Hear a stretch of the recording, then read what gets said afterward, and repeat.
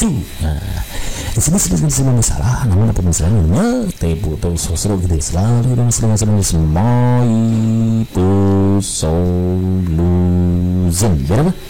Iya betul, biar sebenarnya sih gitu. Soalnya kayak gini, kita baca orang lagi ya. Karena situasi politik pada sidang konstituante 1959 di mana banyak saling tarik ulur kepentingan partai politik sehingga gagal menghasilkan undang-undang baru, maka pada tanggal 5 Juli 1969 Presiden Soekarno mengeluarkan dekret presiden yang salah satu isinya memperlakukan kembali Undang-Undang Dasar 1945 sebagai Undang-Undang Dasar, menggantikan Undang-Undang Dasar sementara 1950 yang berlaku pada waktu itu. Pada masa ini terdapat penyimpangan Undang-Undang Dasar 1945, yaitu bla bla bla. A. MPRS menetapkan Soekarno sebagai presiden seumur hidup. B. Memperlakukan kembali Undang-Undang Dasar 1945 sebagai Undang-Undang Dasar. C. Menggantikan Undang-Undang Dasar 1950 maksudnya menjadi Undang-Undang Dasar 1945. D. Tarik ulur kepentingan partai politik sehingga gagal menghasilkan undang-undang. Wah, ini ada di sini ya. Ini bukan ya. Presiden Soekarno mengeluarkan dekret presiden, bukan, ini jelas menggantikan. Oke, jadi perlu kita ketahui kawan-kawan ya, bahwa pada saat dekret presiden itu, nih dekret tanggal 5 Juli itu diberlakukan dekret presiden ya, atau Presiden Soekarno mengeluarkan dekret presiden ya, salah satu isinya adalah isi dekret presiden itu kalau nanti ditanyakan adalah nih memperlakukan kembali Undang-Undang Dasar 1945 sebagai Undang Dasar, nah itu kan ya, menggantikan Undang-Undang Dasar sementara 1950 yang berlaku pada waktu itu gitu. Ini isi salah satu dekret presiden gitu. Dan untuk lebih jelas nanti mungkin kita bahaskan untuk dekret presiden. Dan waktu itu terjadi penyimpangan. Salah satu penyimpangannya adalah bahwa MPRS, Majelis Permusyawaratan Rakyat Sementara, menetapkan Soekarno sebagai presiden seumur hidup. Ini penyimpangannya. Jadi jawaban yang benar yang A gitu. Nih sejarah begini. Jadi pada masa ini atau yang kita kenal dengan masa Orde Lama sebetulnya ya, yang terjadi 1945 sampai 1965 terdapat berbagai penyimpangan terhadap Undang-Undang 1945. Di antaranya satu, Presiden mengangkat ketua dan wakil ketua MPR atau DPR dan MA serta wakil ketua DPA menjadi menteri negara. Ini penyimpangan yang pertama. Yang kedua, MPRS menetapkan Soekarno sebagai presiden seumur hidup. Ini penyimpangannya waktu masa Orde Lama itu gitu, yaitu pada tahun 1945 sampai 1965. Oke, next. Ke nomor 3. Selalu sering ya. Semua solution. Biar apa? Iya betul. Biar aspirasi. Soalnya kayak gini, kita baca bareng ya. Salah satu tuntutan reformasi 1998 adalah dilakukannya perubahan amandemen terhadap Undang-Undang Dasar 1945. Latar belakang tuntutan perubahan Undang-Undang Dasar 1945 antara lain karena pada masa Orde Baru kekuasaan tertinggi di tangan MPR. Jadi waktu itu pada masa Orde Baru itu kekuasaan tertingginya di tangan MPR ya, bukan di tangan rakyat ya. Jadi kedaulatannya bukan di tangan rakyat. Kekuasaan yang sangat besar pada presiden, adanya pasal-pasal yang terlalu luas sehingga dapat menimbulkan multitafsir serta kenyataan rumusan Undang-Undang Dasar 1945 tentang semangat penyelenggaraan negara yang belum cukup didukung ketentuan konstitusi. Adapun tujuan perubahan Undang-Undang Dasar 1945 waktu itu adalah bla bla bla. Jadi perlu kita ketahui kawan-kawan, dan reformasi itu melatar belakangi adanya perubahan undang-undang. Jadi reformasi tahun 1998 nanti tahunnya ini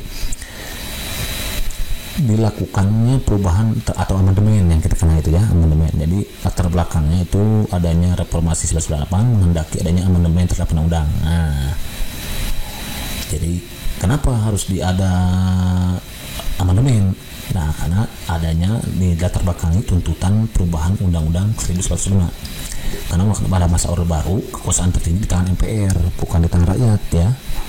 Kekuasaan yang sangat besar pada presiden. Nah, jadi tujuan perubahan Undang-Undang Dasar 1945 waktu itu adalah apa saja? A. Menyempurnakan aturan dasar seperti tatanan negara, kedaulatan rakyat, HAM, pembagian kekuasaan, eksistensi negara demokrasi dan negara hukum. B. Menetapkan Soekarno sebagai presiden seumur hidup. Ini bukan ya, karena tadi ini penyimpangan terhadap undang-undang justru ya. C. Memperlakukan kembali Undang-Undang 1945 sebagai Undang Dasar, mengganti UUD 1945 menjadi bukan menetapkan suatu tertinggi. Jadi kita harus tahu tujuan perubahan atau amandemen UUD 1945 waktu itu. Di antaranya adalah A. Yang ini kawan-kawan ya, menyempurnakan aturan dasar seperti tatanan negara, kedaulatan rakyat, HAM, pembagian kekuasaan. Oke, pembahasan dari sini. Jadi ada tujuan perubahan Undang-Undang Dasar atau amandemen itu Di antaranya adalah menyempurnakan aturan dasar seperti tatanan negara, kedaulatan rakyat, HAM, pembagian kekuasaan, eksistensi negara demokrasi dan negara hukum. Nih tujuannya. Serta hal-hal lain yang sesuai dengan perkembangan aspirasi dan kebutuhan bangsa. Itu tujuannya. Perubahan Undang-Undang Dasar 1945 dengan kesepakatan diantaranya tidak mengubah, jadi boleh dirubah asal sepakatnya tidak mengubah pembukaan UUD 1945, tetap mempertahankan susunan kenegaraan, state struktur gitu ya, kesatuan atau selanjutnya lebih dikenal dengan NKRI ini, serta mempertegas sistem pemerintahan presidensial. Jadi kalau nanti ditanyakan alasan perubahan Undang 1945 dengan kesepakatan apa saja, misalkan satu, tidak mengubah pembukaan UUD 1945, kedua, mempertahankan susunan kenegaraan, ketiga atau ya NKRI itu ya, dan mempertegas sistem pemerintahan presidensial. Itu kesepakatannya boleh berubah asal ada kesepakatan ini gitu.